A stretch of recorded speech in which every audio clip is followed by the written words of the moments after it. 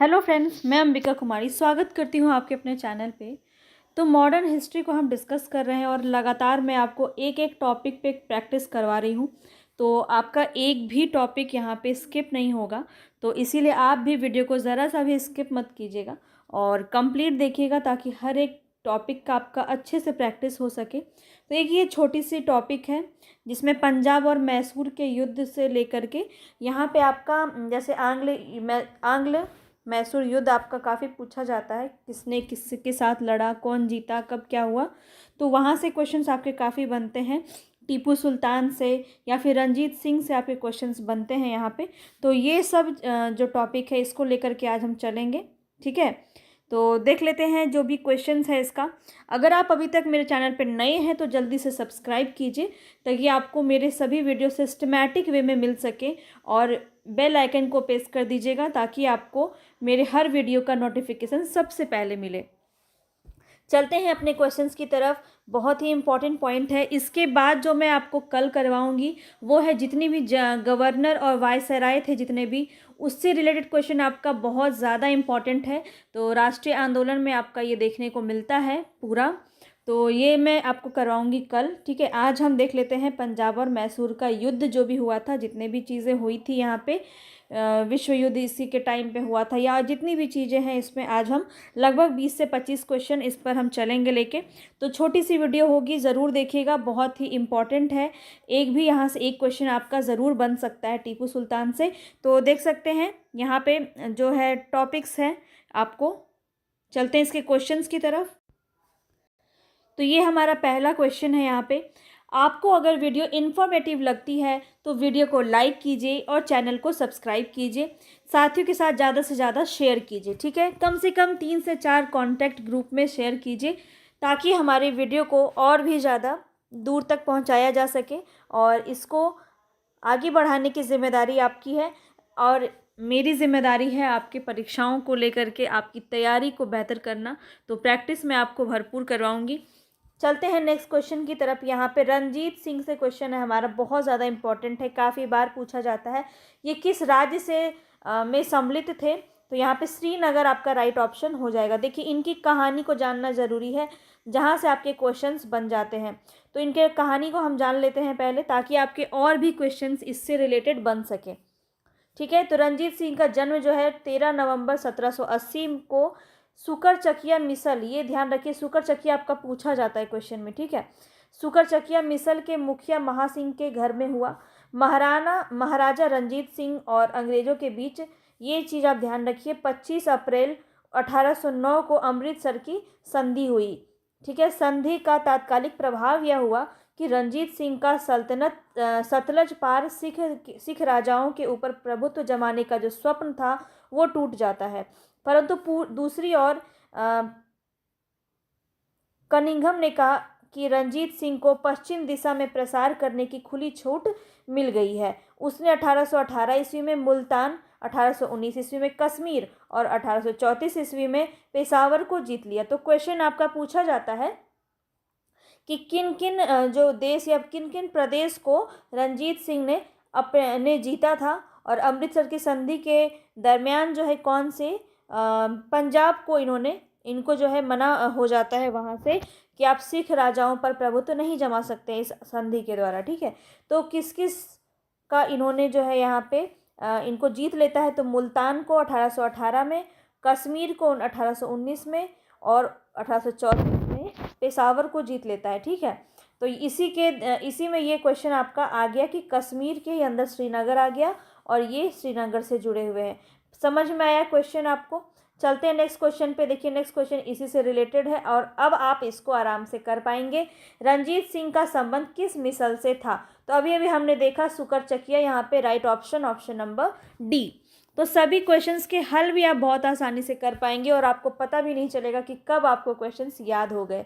तो इसीलिए वीडियो को ध्यान से देखिए, कंप्लीट देखिए, तभी इसका लाभ आपको मिलेगा। रंजीत सिंह किस मिसल से संबंधित थे? तो हमने इसको अभी देखा है। तो कौन सा राइट ऑप्शन हो जाएगा? Option number A, Sukerchakia. आगे चलते हैं। यहाँ पूछा जा रहा है कि महाराजा रंजीत सिंह के राज्य की राजधानी क्या थी? तो राजधानी क्या थी इनकी? लाहौर। ये ध्यान रखेंगे, ठीक है, अब इसमें जो कहानी है इसको भी जान लेते हैं ताकि सभी चीज़ें हमें अच्छे से समझ में आए। 1798 ईस्वी में अफगानिस्तान के शासक जमान शाह ने पंजाब पर आक्रमण किया। वापस आते समय उनकी तोपें चिनाब नदी में जाके गिर जाती है। रंजीत सिंह ने उन्हें निकलवा कर वापस भिजवा दिया। उस सेवा के बदले जमान शाह ने उसे लाहौर पर अधिकार करने की अनुमति दे दी थी। ठीक है, अब कहानी आपको समझ में आ गया होगा और अब आप लाहौर बिल्कुल नहीं भूलेंगे। 1799 ईस्वी में रंजीत सिंह ने तत्काल लाहौर पर अधिकार कर लिया और उसे अपनी राजधानी बनाई। तो एक तरह से देखा जाए तो इनको मिलता है ये। ठीक है, आगे चलते हैं नेक्स्ट क्वेश्चन की तरफ। राजा रंजीत सिंह ने किस स्थान पर अदालत आला की स्थापना की? ये अदालत आला आपका काफ़ी इंपॉर्टेंट है, काफ़ी बार पूछा जाता है, तो ध्यान रखेंगे। यहाँ पे लाहौर जहाँ उनकी राजधानी थी वहीं पर इन्होंने अदालत आला की स्थापना की और यह एक न्याय कठोर व्यवस्था थी। ठीक है, रंजीत सिंह की न्याय व्यवस्था कठोर थी। राज्य की सर्वोच्च अदालत का नाम अदालत आला था। यह अदालत लाहौर में स्थित था। रंजीत सिंह स्वयं इसके प्रधान न्यायाधीश थे। ये भी बात ध्यान रखेंगे। चलते हैं आगे। ये क्वेश्चन काफ़ी बार पूछा जाता है, बीपीएससी का फेवरेट क्वेश्चन कह सकते हैं। रंजीत सिंह ने सुप्रसिद्ध कोहिनूर हीरा प्राप्त किया था, तो किससे प्राप्त किया था सुप्रसिद्ध कोहिनूर हीरा? किससे प्राप्त किया था? शाहसूजा से इन्होंने प्राप्त किया था। ठीक है, आगे चलते हैं। यहाँ पे निम्नलिखित में से किसने कहा कि ईश्वर की इच्छा थी कि मैं सब धर्मों को एक निगाह से देखूं, इसलिए उसने दूसरी आंख की रोशनी ले ली? तो इनका एक ही आंख था यहाँ पे। राजा रंजीत सिंह, महाराजा रंजीत सिंह यहाँ पे राइट ऑप्शन हो जाएगा। ठीक है, तो क्या हुआ था यहाँ पे देख लेते हैं। 13 नवंबर 1780 को सुकरचकिया मिसल के मुखिया महासिंह के घर हुआ था इनका जन्म और 12 वर्ष के ही थे जो इनके पिता का देहांत हो जाता है। 1792 से 1797 ईस्वी तक एक प्रतिशासन परिषद जिसमें उनकी माता, सास और दीवान लखपत राय थे वहाँ पे शासन का कार्य चलाते हैं और 1797 में उन्होंने समस्त कार्यभार स्वयं संभाल लिया। रंजीत सिंह ने लाहौर पर 1799 में, ठीक है, 1799 में लाहौर पर, अमृतसर पर 1805 में तथा फरीदकोट, मालेर कोटला, अम्बाला में विजय प्राप्त की 1808 ईस्वी में। रंजीत सिंह एक योग्य शासक थे और उनकी एक आंख ही थी, एक आंख उनका नहीं था, तो इसीलिए वो कहते थे कि मैं हर एक धर्म को एक ही निगाह से देखूं, इसीलिए ईश्वर ने उनकी दूसरी आंखें छीन ली। चलते हैं आगे नेक्स्ट क्वेश्चन पे। महाराजा रंजीत सिंह के उत्तराधिकारी कौन थे? उत्तराधिकारी कौन थे? तो यहाँ पे राइट ऑप्शन हो जाएगा खड़क सिंह। ठीक है, खड़क सिंह जो है उन्हीं का पुत्र था जो उनकी मृत्यु के बाद सिंहासन पर बैठता है। 1839 ईस्वी में रंजीत सिंह की मृत्यु हो जाती है। ठीक है, चलते हैं आगे। सिख राज्य का अंतिम राजा कौन था? सिख राज्य का अंतिम राजा कौन था? तो यहाँ राइट ऑप्शन हो जाएगा दलीप सिंह। ठीक है, दलीप सिंह यहाँ पे राइट ऑप्शन हो जाएगा और अंतिम शासक माना जाता है सिख साम्राज्य का और 1843 से 1849 ईस्वी तक इसने शासन किया। आगे चलते हैं। पंजाब के पूर्व महाराजा दिलीप सिंह के विषय में निम्नलिखित में से कौन सा कथन सत्य है? तो सत्य इनका एक ही कथन है। 23 अक्टूबर 1893 ईस्वी को इनका निधन पेरिस में हो जाता है। बाकी बातें यहाँ पे इनके बारे में गलत कही गई है, तो यहाँ पे आप देख लीजिए, इनके बारे में थोड़ा सा जान लेते हैं। पंजाब के पूर्व महाराज दलीप सिंह का निधन 22 या कुछ स्रोतों के अनुसार 23 अक्टूबर भी माना जाता है। 1893 में पेरिस में यानी फ्रांस में हुआ। शेष कथन उनका गलत है। दलीप सिंह ने सिख धर्म छोड़कर ईसाई धर्म को अपनाया था, इसलिए रूस की यात्रा भी की थी। इनकी अंत्येष्टि इंग्लैंड में हुई। आगे चलते हैं। नेक्स्ट क्वेश्चन है सिख साम्राज्य के अंतिम शासक कौन थे? अगेन वही क्वेश्चन, दलीप सिंह यहाँ पे राइट ऑप्शन हो जाएगा। आगे चलते हैं। पंजाब के विलय के पश्चात पंजाब पर शासन करने के लिए निम्नलिखित में से 3 परिषद का सदस्य कौन था? देखिए, पंजाब जब विलय होता है तो यहाँ पे एक ग्रुप बनाया जाता है जिसमें 3 लोग शामिल होते हैं। तो हम सीधा इसका यहाँ एक्सप्लेनेशन पे चलते हैं। वैसे तो यहाँ पे अगर देखा जाए तो ए और डी आपका सही है। एम.एच. इलियट और एक थे रॉबर्ट गोमरी। आगे चलते यहाँ देख लेते हैं। देखिए हम सभी जानते हैं लॉर्ड डलहौजी का ही शासन नीति था विलय नीति, ठीक है, जिसमें उन्होंने सभी जो है विलय कर दिया था सभी प्रदेश को अपने अंदर। तो पंजाब के ब्रिटिश साम्राज्य में विलय के बाद डलहौजी ने 1849 ईस्वी में पंजाब पर शासन करने के लिए 3 लोगों की एक परिषद का गठन किया, ठीक है, जो लोग एक गवर्नर या सूबेदार के तौर पर वहाँ पे शासन कर पाए, जिसमें सर हेनरी लॉरेंस को अध्यक्ष चुना गया, ठीक है। अध्यक्ष कौन था? तो सर हेनरी लॉरेंस तथा जॉन लॉरेंस और चार्ल्स ग्रेनविल मॉन्लेस ने को सदस्य के रूप में नियुक्त किया गया था। एमएच इलियट तथा रॉबर्ट मोंटगोमरी जो है इस सदस्य के संबंध नहीं थे, ठीक है। तो यहाँ पे राइट ऑप्शन ए और डी जो है आपका नहीं पूछ रहा था, तो गलत हो जाएगा। चलते हैं आगे नेक्स्ट क्वेश्चन पे। प्रथम आंग्ल मैसूर युद्ध, देखिए आ गया क्वेश्चन जहाँ से आपका बिल्कुल एग्जाम में आने की उम्मीद है। तो प्रथम आंग्ल मैसूर कब हुआ था? सबसे पहले तो यही ध्यान रखिए 1766 से 1769 ईस्वी तक जो है आपका आंग्ल मैसूर युद्ध हुआ था प्रथम, ठीक है। और किस किस के बीच हुआ था? तो ये हैदर अली, यहाँ पे राइट ऑप्शन हो जाएगा ऑप्शन बी, हैदर अली, निजाम मराठा और अंग्रेज के बीच में ये युद्ध हुआ था, ठीक है। तो 3 लोगों ने मिलकर अंग्रेज के विरुद्ध ये युद्ध लड़ा था। यहाँ पे हम देख लेते हैं। देखिए प्रथम आंग्ल मैसूर युद्ध, ये आपको याद रखना बहुत ज़्यादा ज़रूरी है, इसको ध्यान रखेंगे। 1767 से 69 के बीच में जब प्रथम आंग्ल मैसूर युद्ध हुआ तब अंग्रेज़ों और हैदर अली के मध्य ये युद्ध लड़ा गया। निजाम मराठा और अंग्रेज हैदर के विरुद्ध एक त्रिगुट संधि में सम्मिलित हुए थे और हैदर ने अपनी कूटनीति सूझबूझ से इस त्रिगुट को भंग करने का प्रयास किया था। उसने मराठों को धन देकर निजाम को प्रदेश का प्रलोभन देकर अपनी ओर मिला लिया और फिर कर्नाटक पर आक्रमण किया। अंग्रेजों की प्रारंभिक सफलता के कारण निजाम पुनः अंग्रेजों की ओर चला गया। हैदर अली ने उत्साहपूर्वक लड़ते हुए मंगलोर पर अधिकार कर लिया 1768 में, और मार्च 1769 ईस्वी में उनकी सेनाएं मद्रास जा पहुंची। अंग्रेज ने विवशता से हैदर अली की शर्तों पर मद्रास की संधि करता है 1769 में। चलते हैं आगे नेक्स्ट क्वेश्चन पे। नेक्स्ट क्वेश्चन है हमारा, निम्नलिखित में से कौन 1755 में डिंगीगुल मैसूर में एक आधुनिक शस्त्रागार की स्थापना की थी? तो यहाँ हैदर अली ही राइट ऑप्शन हो जाएगा, ठीक है। चलते हैं आगे। ब्रिटिश जनरल जिसने हैदर अली को पोर्टो नोवो के युद्ध में हराया? पोर्टो नोवो के युद्ध में हराया तो हैदर अली को किस ब्रिटिश जनरल ने? तो यहाँ पे 2 ऑप्शन और है, इसको भी देख लेते हैं। हेक्टर मुनरो है, जनरल गोडार्ड, ये दोनों नहीं होंगे। आयर कूट यहाँ पे राइट ऑप्शन हो जाएगा, ठीक है। ऑप्शन बी यहाँ पे राइट ऑप्शन हो जाएगा, आयर कूट। टीपू सुल्तान ने अपनी राजधानी बनाई, तो टीपू सुल्तान ने अपनी राजधानी कहाँ बनाई थी? तो ये जो क्वेश्चन है आपका बहुत इंपॉर्टेंट है। श्रीरंगपट्टम यहाँ पे राइट ऑप्शन हो जाएगा, ठीक है। श्रीरंगपट्टम को अपनी राजधानी बनाई। और यहाँ जैकोबिन क्लब की स्थापना भी जो है किसने की थी? तो टीपू सुल्तान ने की थी। आगे चलते हैं नेक्स्ट क्वेश्चन पे।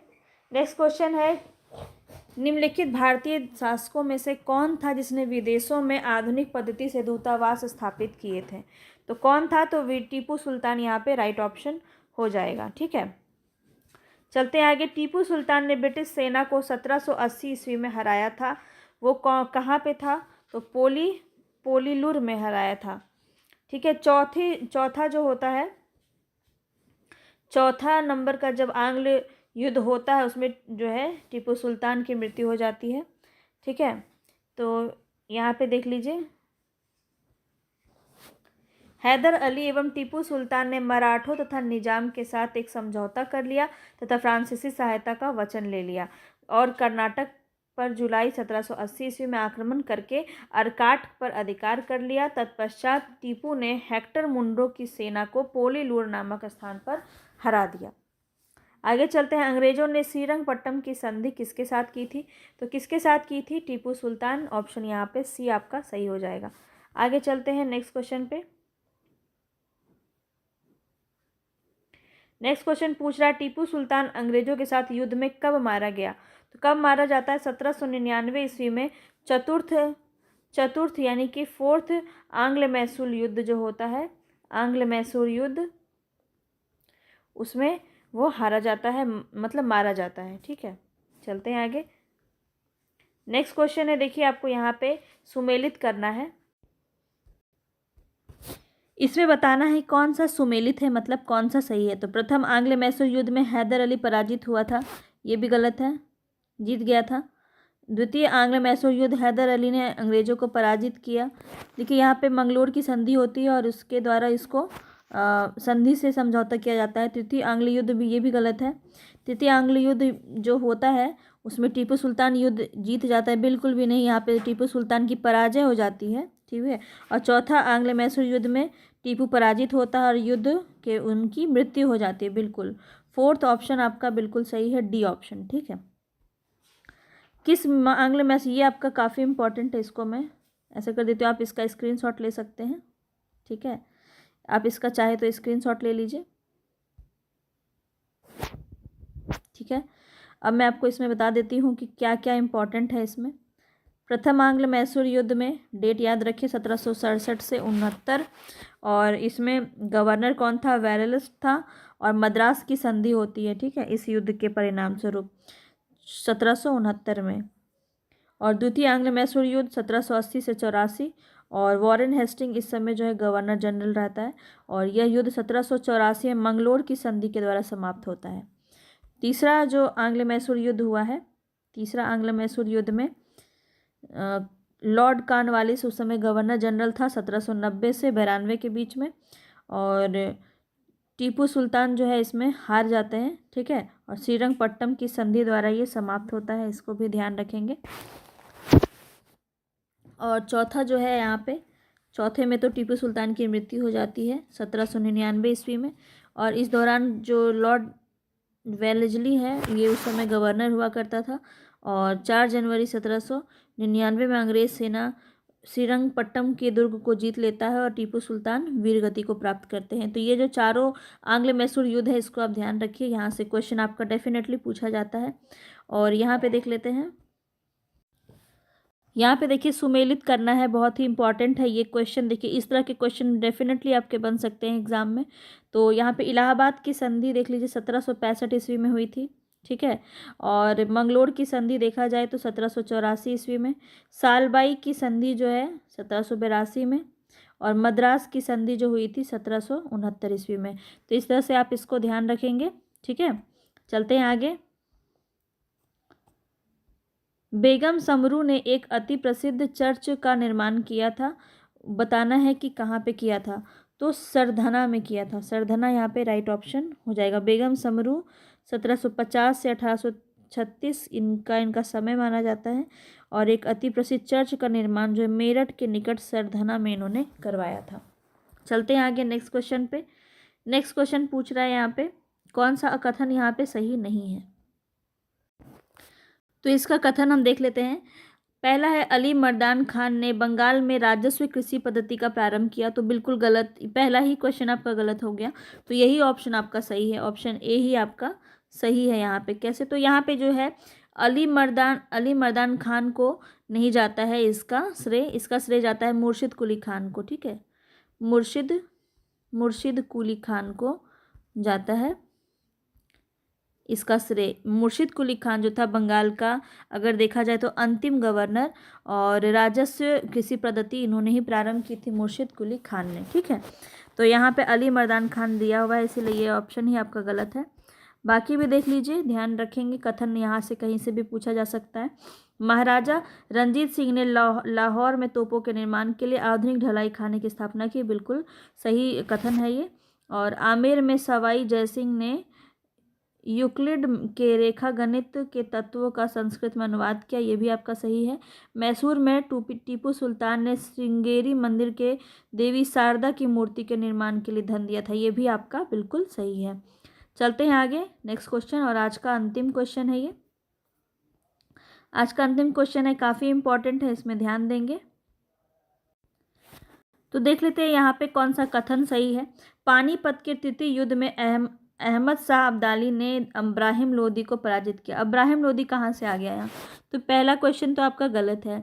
यहाँ पे देखिए इन्होंने जो है सदाशिव भाऊ जो था, सदाशिवराव भाऊ, ठीक है, इसको इन्होंने मराठाओं के सैनिकों को इन्होंने पराजित किया था। इसमें अगर देखा जाए तो ये सही हो जाता, लेकिन यहाँ पे इब्राहिम लोदी लिखा है, ये गलत हो जाएगा। तृतीय आंग्ल मैसूर युद्ध में टीपू सुल्तान की मृत्यु हो गई, ये भी गलत हो जाएगा। कब हुई थी? फोर्थ आंग्ल मैसूर युद्ध में हुई थी, ये भी आप ध्यान रखेंगे। प्लासी के युद्ध में सिराजुद्दौला की पराजय के लिए मीर कासिम ने अंग्रेजों के साथ मिलकर षड्यंत्र रचा। बिल्कुल, यहाँ पे जो मीर कासिम रहता है इसे ये धोखा दे देता है, ठीक है, और इसी की वजह से प्लासी के युद्ध में सिराजुद्दौला की पराजय हो जाती है। तो केवल 3 सही, यानी ऑप्शन बी आपका बिल्कुल सही है। तो यहाँ पे आप देख लीजिए, यहाँ पे तीसरी लड़ाई जो होती है और सदाशिव भावराव के नेतृत्व में मराठा सैनिकों की बुरी तरह से पराजय हो जाती है और बहुत सर्वनाश होता है इसके अंदर पानीपत की तीसरी लड़ाई में, ठीक है, बहुत सारे लोगों की मृत्यु हो जाती है। और तृतीय आंग्ल मैसूर युद्ध में टीपू सुल्तान केवल पराजित होता है, मरता नहीं है।